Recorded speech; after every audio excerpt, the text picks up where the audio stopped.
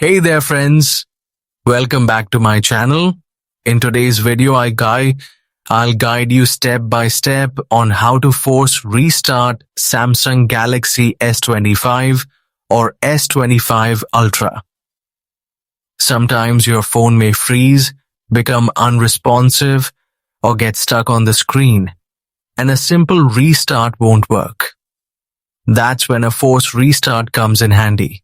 To perform a forced restart, open your Samsung Galaxy S25 or S25 Ultra and locate the power inside button and the volume down button. Press and hold both buttons simultaneously for 10 to 20 seconds or until the Samsung logo appears. This process cuts the power temporarily and forces your device to reboot, helping to resolve freezes, unresponsive apps, or software glitches. This method is safe and doesn't delete any of your personal data, making it a quick and reliable way to get your phone working again.